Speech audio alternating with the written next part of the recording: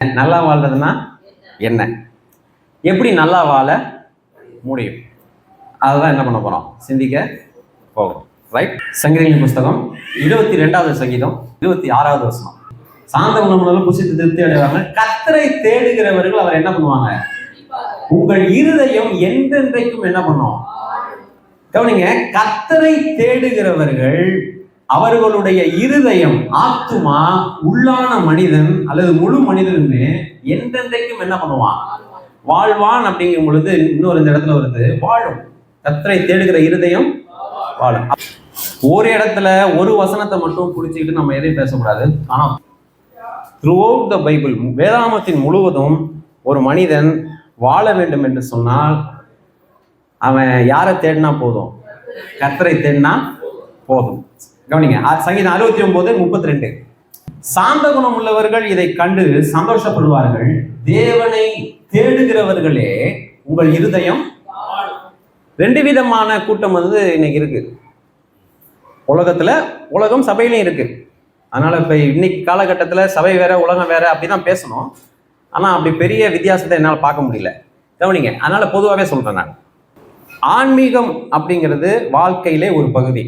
கொஞ்ச நேரம் கோயிலுக்கு போகணும், கொஞ்ச நேரம் பூஜை புரஸ்காரங்களில் ஈடுபடணும், கடவுளுக்குன்னு ஒரு நேரம், கடவுளுக்குன்னு ஒரு நாள். வீட்டில் 6 ரூம் இருந்துச்சுன்னா அதில் ஒரு ரூமை எங்கே கொடுத்துருவோம், கடவுளுக்கு என்ன பண்ணிடுவோம், கொடுத்துருவோம். இப்போ நான் அந்த மாதிரி பாரம்பரியத்திலேருந்து வந்தேன் பாருங்க. ஏதாவது நல்லது கெட்டது நடந்துச்சுன்னா அந்த ரூமை பூட்டிடுவோம். ஏன்னா கடவுள் எதை பார்த்துடக்கூடாது, கெட்டதை பார்த்துடக்கூடாது. கவனிங்க, இப்படி ஒரு ஆன்மீகம் ஆப்ரேட் ஆகிட்டு இருக்கு. அப்படின்னா உலகத்துல ஒரு பெரும் கூட்டம் வாழ்றாங்க. ஆன்மீகம் தான் ஒரு பகுதி. ஒன்று டிசம்பர் மாதம் மட்டும்தான், ஒன்று அல்லது செவ்வாய் வெள்ளி. அப்போ கிறிஸ்தவத்தில் ஞாயிற்றுக்கிழமை நல்ல நாள், பெரிய நாள். ஆன்மீகம் அவ்வளோதான். அதுக்கப்புறம் என்னுடைய சமுதாய வாழ்வு, தனிப்பட்ட வாழ்வு, குடும்ப வாழ்வு, இதற்கும் ஆன்மீகத்துக்கு என்ன கிடையாது, சம்பந்தம் இல்லை. தனிப்பட்ட வாழ்வுனா என்னை பொறுத்தது, நான் என்ன சிந்திக்கிறேன், பேசுகிறேன், நடக்கிறேன், வேலை, இதெல்லாம் தனியாக வந்துடும். குடும்ப வாழ்வுங்கிறது எது, என் உறவுகளோடு எப்படி நடந்துக்கிறேன், மனைவி, பிள்ளைகள், தாய், தகப்பன், இவங்களோட எப்படி வாழ்ந்துக்கிறேன். சமுதாய வாழ்வுங்கிறது எப்படி, நான் வேலையில் எப்படி பழகிறேன், இருக்கிறேன், போகிறேன், வர்றேன், அப்புறம் பக்கத்தில் இருக்காரன், இவ்வளோதான். மனிதன் 4 விதமாக நீங்கள் என்ன பண்ணலாம். இன்னொரு தரப்பு என்ன நினைச்சுக்கிறாங்கன்னா, ஆன்மீக வாழ்வு வாழ்வதுன்னு முடிவு பண்ணியாச்சுன்னா தனிப்பட்ட வாழ்வுக்கோ, குடும்ப வாழ்வுக்கோ, சமுதாய வாழ்வுக்கோ அங்கே என்ன கிடையாது, இடமே இல்லை. நான் ஆன்மீக வாழ்வதுன்னு முடிவு பண்ணிட்டேன், அதனால காவி உடுத்திக்க போறேன், இனி தனிப்பட்ட ஆசாபாசங்கள் என்ன கிடையாது, இடம் இல்லை. திருமணம் செய்யாம என்ன பண்ண போறேன், இருக்க போறேன். சமுதாயத்தோடு என்னை துண்டித்து கொண்டு ஏதோ ஒரு இடத்துல போய் என்ன பண்ண போறேன், காட்டுக்குள்ள போய். இப்ப இது ஒரு ஆன்மீகம் இப்படி ஆப்ரேட் ஆகுது. ஆன்மீக வாழ்வுன்னு வாழ்றதை முடிவு பண்ணிட்டீங்கன்னா வேற எதையுமே வாழ முடியாது. ஒரு ப்ரொஃபஸர், சமீபமா ஒரு ப்ரொஃபஸர் ரொம்ப வைரல் ஆனாரு, நாகராஜன் பேரு, எம்டெக்னு நினைக்கிறேன், பிஹெச்டி வரைக்கும் போனாரா நான் மறந்துட்டேன், நாகராஜ் பேர். அவர் பார்த்தீங்கன்னா தன்னுடைய பெரிய கல்விமான், மெரிட்ல வந்தானே, 10th வந்த எல்லா சர்டிஃபிகேட்டும் ப்ரொஃபஸர் டாக்டரேட் வரைக்கும் போட்டு எரிச்சிட்டு எங்கே போயிட்டாப்புல, யூடியூப்ல போட்டு லைவ்ல எரிச்சிட்டு எங்கே போயிட்டார், அவர் ஆன்மீகத்துக்கு போயிட்டார். கவனிங்க, அப்போ உங்களுக்கு புரியுது, அவ்வளோதான். இந்த மாதிரி 2 கேட்டகரி இப்போ இது எளிமையாக புரியுதுல்ல, இப்படி வாழ்றாங்க. இது சபைக்குள்ளேயும் இருக்காங்க, சபைக்கு வெளியவும். ஆன்மீகங்கிறது ஞாயிற்றுக்கிழமை 2 மணி நேரம், நல்ல நாள், பெரிய நாள், இல்லை கொஞ்சம் அந்த மாதிரி. அதுக்கு மேலே என்ன பண்ணாத, சும்மா கத்தர்னா வண்டி கார் ஓடிடுமா, கத்தர்னா வேலை வந்துடுமா, சும்மா ஜெபம் பண்ணிட்டே இருந்தீங்கன்னா உழப்ப என்ன பண்ணணும் பார்க்கணும். அது ஒரு நல்ல லாஜிக்கல் கொஸ்டின். நல்லா வாழணும் அப்படின்னா, நல்லா வாழ்றது கொஞ்சம் ஆன்மீகம் என்னது தேவைதான். வேதம் ஆன்மீக வாழ்வு அதுக்கு தான் கர்த்தர் தேவை, ஆன்மீக வாழ்வுங்கிறது தனி. அப்படி வேதனை பார்க்கவே முடியாது. கர்த்தரை தேடுகிற இருதயம் வாழும் அப்படின்னா எல்லா பகுதிக்கும் அது வாழும். இந்த வாழும் அப்படிங்கிறதுக்கும் தேடும், கர்த்தரை தேடுவது என்ன அப்படிங்கிறது கொஞ்சம் விவரமா சொல்றேன், கவனிங்க. ஃப்ரீக்வெண்ட், தொடர்ச்சியாக தேடுவது. டு கன்சல்ட், எப்பொழுதும் அவரை கலந்து கொள்வது. டு என்கொயர், அவரை விசாரித்து கொண்டே இருப்பது. டு சீக் கன்சிஸ்டன்ட்லி, எப்பொழுதும் அவரை பார்த்து கொண்டே இருப்பது. தேடுவது அப்படிங்கிறது ஒரு தொடர் செயல். தொடர்ச்சியாக அவரை தேடுவது, தொடர்ச்சியாக அவரை விசாரித்து கொண்டே இருக்கிறது, தொடர்ச்சியாக ஜெபத்திலே அவரை தேடுவது, தொடர்ச்சியாக ஒரு நேரத்திலே வாழ்க்கையின் எல்லா சூழல்களிலும் தேடுவது. தொடர்ச்சியாக அவரை டிமாண்ட் பண்ணிக்கிட்டே இருக்கிறது, அவரை கேட்டுக்கொண்டே இருப்பது, கவனமாக தேடுவது, தன்னை அர்ப்பணித்து தேடுவது, அவர் என்னை கண்டுபிடிக்க என்னை விட்டு கொடுப்பது. டு பிராக்டிஸ் ஸ்டடி, அந்த தேடுங்கிற வார்த்தையில தமிழ்ல அவ்வளவு வராது, மூலமொழியில டெராஸ் அப்படிங்கிற வார்த்தை இருக்கு. கற்றுக்கொண்டு தேடுவது, உள்ளத்தை திறந்து காட்டி தேடுவது, உள்ளத்தை திறந்து காட்டி தேடுவது. அதாவது உன்னை எங்கெல்லாம் தேடின தெரியுமா அப்படின்னு சொல்லிட்டு தேடுறது, குறிப்பிட்டு தேடுவது. அப்படி கடவுளை தேடும் பொழுது அந்த இருதயம் வாழும். வாழுங்கிற வார்த்தைக்கு என்ன அர்த்தம்? மூலமொழியில ஐயா எப்படி வாழும்? தொடர்ச்சியாக தேவனுடைய பிரசன்னத்திலே வாழும், தொடர்ச்சியாக தேவனுடைய சன்னிதானத்திலே செழிப்பாய் வாழும். ஆண்டவருடைய சன்னிதானம் தரணும். ஏன் வாழணும், எதுக்கு வாழணும், எப்படி வாழணும், எல்லாவற்றையும் கர்த்தரை தேடும் பொழுது நமக்கு என்ன ஆகணும்? உள்ளுக்குள்ள அந்த இம்பார்ட்டேஷன் நடக்கும். 2 இடத்துல சொல்லப்பட்டிருக்கு. பைபிள்ல ஒரு வசனம் இருக்கு, நான் எடுக்கணும்னு நினைச்சேன், ஆனா உங்களுக்கு தெரியும். வாழ்வது இனி நான் அல்ல, அப்புறம் எனக்குள் யார் வாழ்றா? கிறிஸ்துவே வாழ்கிறார். அப்படின்னா என்ன அர்த்தம்னா, இந்த வாழ்க்கையை என் இஷ்டப்படி, நான் நினைக்கும்படி, என்னுடைய லட்சியத்தின்படி நான் வாழப்போகிறேன். அதற்கு வேதாகமம் சொல்லுகிற தேவன் எனக்கு துணை இருப்பாரான்னா, எனக்கு தெரிந்த வரைக்கும் அப்படி இருக்க முடியாது, மாட்டார். இப்போ நம்ம வேணா ரீக்ரியேஷன் பண்ணலாம், ரீஷேப், அதாவது கடவுளை நாம நினைக்கிற மாதிரி ஒரு கடவுளை உண்டு பண்ணிடலாம். உண்டு பண்ணிட்டு அப்படி என்ன பண்ணலாம்? புரிந்து கொள்ளலாம், அப்படி புரிஞ்சுக்கலாம், அப்படி பேச விட்டு கூட என்ன பண்ணலாம்? கேட்கலாம். ஆனால் அப்படி நடக்கவே முடியாது. ரட்சிக்கப்பட்டு மீட்படைந்து ஆண்டவர் எனக்குள்ளாக வாழ நான் என்ன பண்ண போறேன்? அனுமதிக்க போகிறேன். born from above, நான் மறுபிறப்பு அடைந்தேன் அப்படிங்கும் பொழுது அந்த கேள்வியே வராது. என்ன, ஒருவன் கிறிஸ்துவுக்குள் இருந்தால் அவன் எப்படி இருக்கிறான் சொல்லுங்க? அப்படின்னா என்ன அர்த்தம்? உலகத்துல இருக்கிற மாதிரி அவன் இருக்க மாட்டான். அப்ப அந்த கேள்வியே உங்களுக்கு என்ன பண்ணாது? வராது. ரட்சிக்கப்பட்ட பிறகும் ஆண்டவர் செய்த பாவங்களை மன்னிப்பாரா? ஆமா, மன்னிப்பார். ரட்சிக்கப்படாதவங்களுக்கு என்ன கேள்வி வரும்னா, அப்ப நான் பாவம் செய்யலாமா? ரட்சிப்பை நீ இழந்து போகவே மாட்டேன் அப்படின்னு பேசணும்னா, அப்ப நான் ரட்சிக்கப்பட்டு பாவம் செய்யலாமா? அந்த கேள்வி எங்க வரும்? ரட்சிக்கப்படாதது தான் வரும். அந்த கேள்விக்கு என்ன பதில்?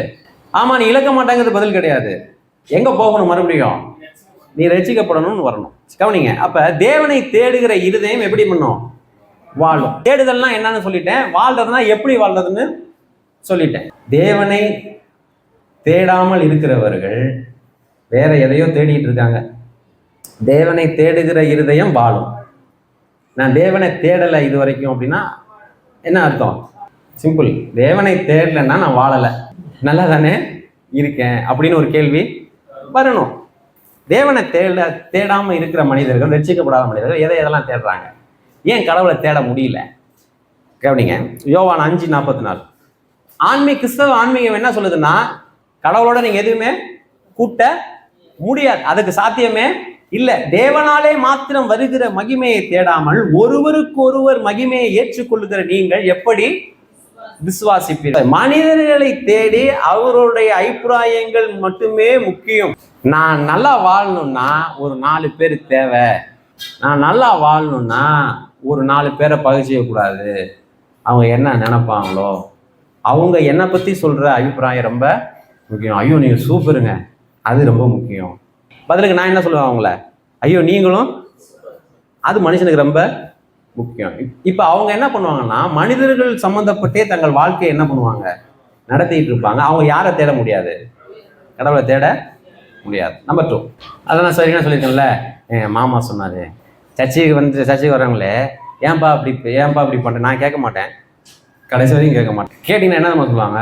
இல்லை அவங்க அப்படி இருக்கிறாங்கல்ல, அவங்க யாரை தேடுறாங்க?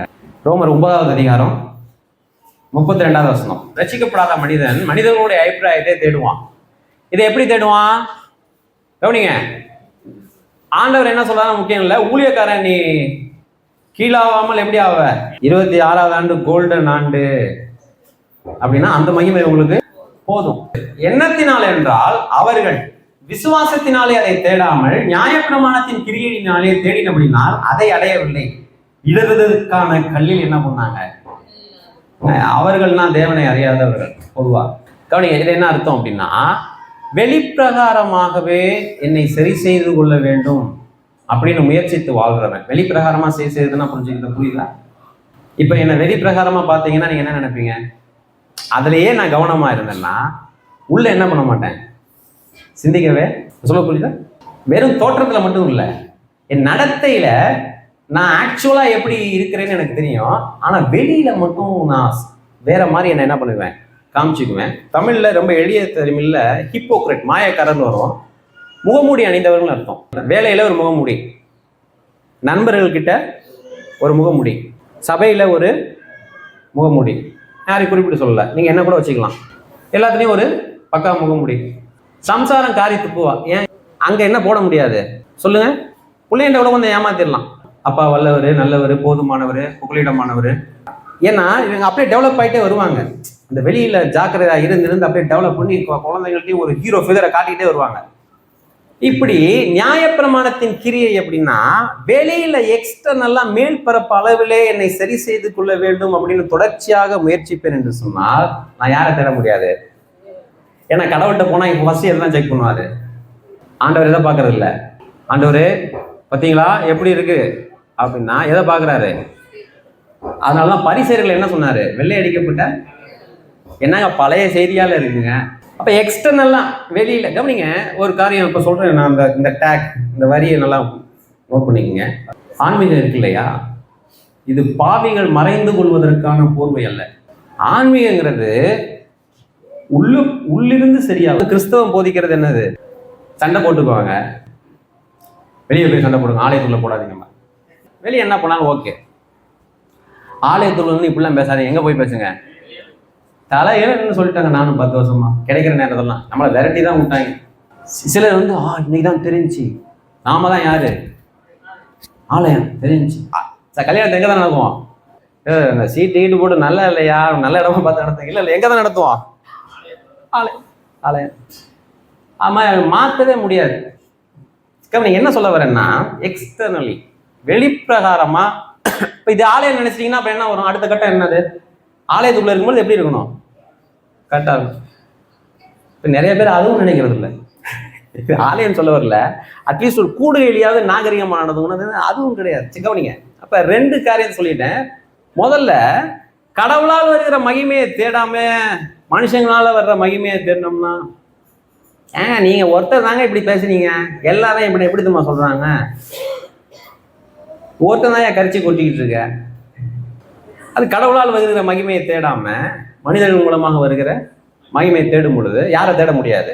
ஆண்டவரை தேட வாய்ப்பில்லை. தேவனால் மாத்திரம், அதை ரொம்ப புரிஞ்சுக்கணும். நீங்க கடவுளோடு கூட நீங்க எதையுமே கூட்ட முடியாது. அது வந்து ஒரு கான்ஸ்டன்ட், அது மாறாது. கடவுளால் பாதிக்கப்படாமலேயே தொடர்ந்து பலரால் ஊழியமும் என்ன பண்ண முடியுது, செய்ய முடியுது. ஏன்னா மதம் வந்து உங்களை பெருசா உள்ள பாதிக்காது, உள்ள என்ன பண்ணாது, ஆழமா உள்ள பாதிக்காது. அதனால அது ரெண்டாவது. நம்பர் 3, 1 கொரிந்தியர் புஸ்தகம் 10:24. ஒவ்வொருவனும் தன் சுய பிரயோஜனத்தை என்னது தேடாமல் பிறனுடைய பிரயோஜனத்தை தேட இம்பரிக்கல், கட்டளை வாக்கியம். தேட கடவன், கடவது அப்படின்னா கட்டளை வாக்கியம். இப்போ என்னை மட்டுமே சார்ந்து நான் வாழ்வேன் என்று சொன்னால் யாருடைய பிரயோஜனத்தை தேட முடியாது. அம்மாக்கு ரொம்ப மனசு சங்கடப்படுறாங்க, தம்பி எனக்கு எது ஜாலியா இருக்கோ அதுதான் என்ன பண்ணுவேன். அப்பா ரொம்ப வருத்தப்படுறாரு, அதை என்ன வெரி குட், எனக்கு என்ன தோணுதோ அதான் என்ன பண்ணுவேன். நான் ஏன் அதை தேடணும்? 4 பேர் என்ன நினைப்பாங்க, நான் ஏங்க அதை தேடணும்? கஷ்டப்படுறாங்க, ரொம்ப மனசு கஷ்டப்படுவாங்க. ரட்சிக்கப்பட்டதுக்கு அப்புறம் நம்மை குறித்து நம்ம பெரும் அளவுல என்ன பண்ண மாட்டோம், செல்ஃப் அவேர்னஸ் இருக்கும், செல்ஃப் சென்டர்டா இருக்க மாட்டோம். செல்ஃப் அவேர்னஸ்னா என்ன? நான் நின்னா ரொம்ப நேரம் நின்னா கால் வலிக்கும், பஸ்ல ரொம்ப நேரம் நான் நின்று போக முடியாது. அது செல்ஃப் என்னது, செல்ஃப் அவேர்னஸ். அது எல்லாத்துக்கும் உண்டு.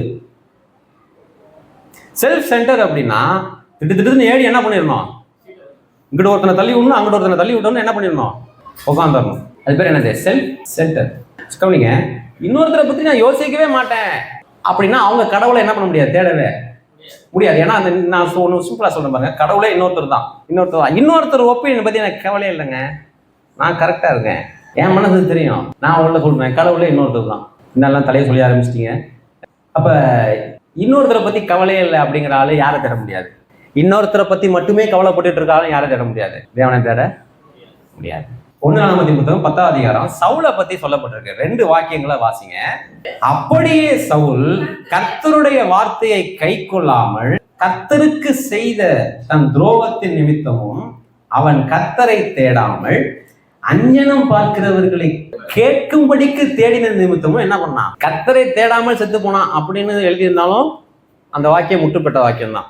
அஞ்ஞனம் பார்க்கிறவர்களை தேடி கேட்டதினாலே செத்து போனான் அப்படின்னாலும் அது என்னதுதான், முற்றுப்பட்ட வாக்கியம். பைபிள்ல பேரடாக்ஸ், எதிராக சொல்லப்படுகிற கருத்துக்கள் ரொம்ப முக்கியம். இவனால ஏன் கர்த்தரை தேட முடியலன்னா இவன் யாரை தேடிக்கிட்டு இருக்கான், அஞ்ஞானம் பார்க்கிறவர்களை என்ன பண்றான், ஏன் தேடினா, அஞ்ஞானம் பார்க்கிறவர்களை கேட்கும்படிக்கு தேடின நிமித்தம். இவனை கர்த்தர் தள்ளிட்டாரு. இவனை தள்ளிட்டாருன்னு யாருக்கு தெரியும், அவனுக்கு நல்லா தெரியும்.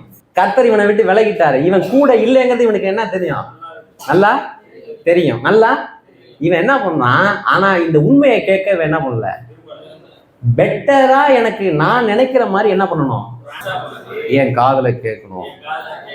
அது யார தேடுனா சொல்ல மாட்டாரு, அப்படி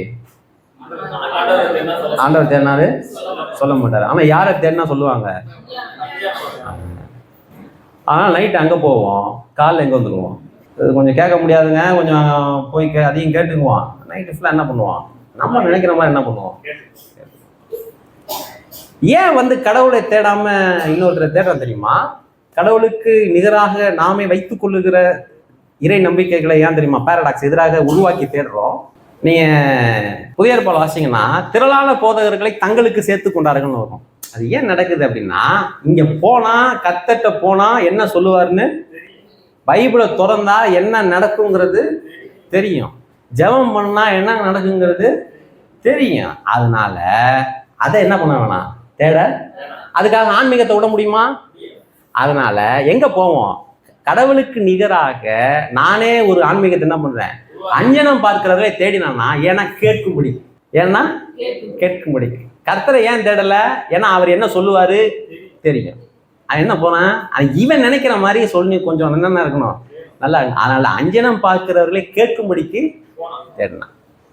நீங்க பெட்டரா நீங்களோ நானோ நான் நினைக்கிற மாதிரி என்ன பண்ணணும், பைபிள்ல இருந்து ஆண்டவர் என்கிட்ட பேசணும்னா பேசுவாரு. பாருங்க, கடந்த நாட்கள்ல யாரையும் தப்பா சொல்லல, என் வாழ்க்கையில உதாரணம் தான் சொல்லுவேன். இவங்க ஒரு முடிவு என்ன பண்ணிட்டாங்க, அதை முடிச்சு கட்டுறதுன்னு முடிவு பண்ணாங்க. எசேக்கியேல் புஸ்தகத்துல நான் வாசிச்சேன், சீ என்று அதை உதறி போடுன்னு அன்னைக்கு பைபிள்ல என்ன பண்ணுச்சு, எழுதி இருந்துச்சு. அதனால அந்த உறவை என்ன பண்ணிட்டேன். அப்படி நடக்குமானா நடக்கும். நீங்க என்ன நினைக்கிட்டு படிக்கிறீங்களோ அப்படியே அது என்ன பண்ணும் தெரியும்.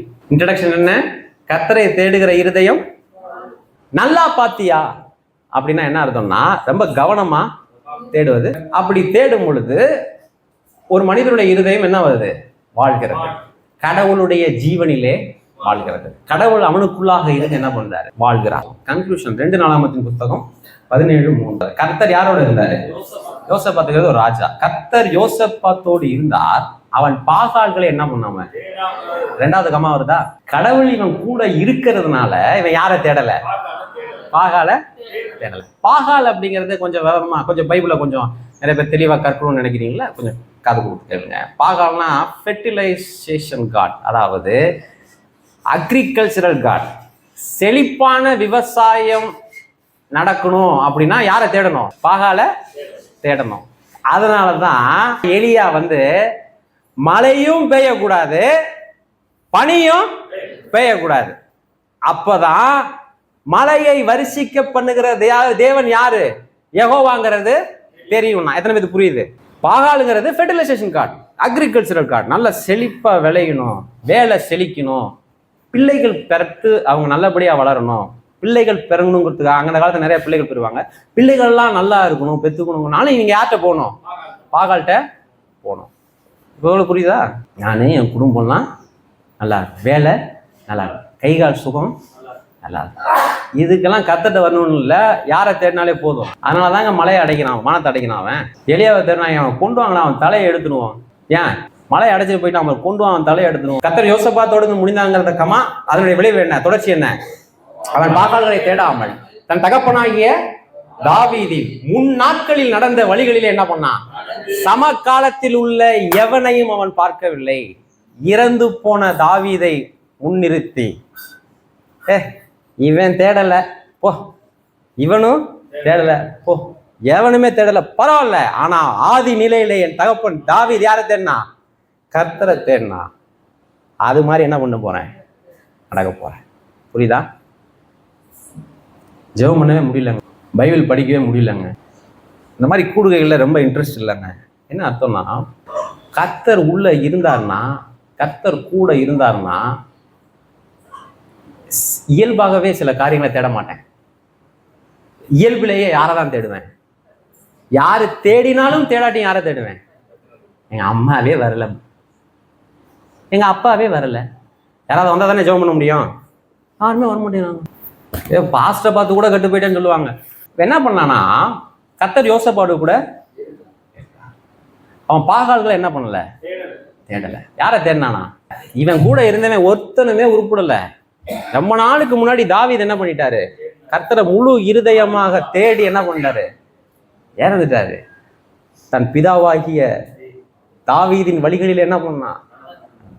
யாரை பார்க்கணுமோ கவனிங்க, நீங்க யாரை பார்க்கணுங்கிறதையும் உங்களுடைய இருதயமே முடிவு செய்கிறது. உங்களுடைய இருதயமே. கவனிங்க, 2 விதமான விருட்சங்கள் இருந்தது. சகல விருட்சமும் இருந்தது, ஜீவனை தர வேண்டிய விருட்சமும் இருந்தது, நன்மை தீமை அறியத்தக்க விருட்சமும் இருந்தது. சபையிலையும் எல்லாம் இருக்குங்க. ஆனா இவன் எதை சூஸ் பண்ணான்? யாரை மாடலா எடுத்துக்கிட்டான்? சொல்லுங்க. நன்மை தீமை அறியத்தக்க இதைதான் புசிச்சான். நிறைய பேரோட கேள்வி, நான் கர்த்தர் அங்க வச்சாரு, தூக்கி அவர் மேல போட்டுருவோம்.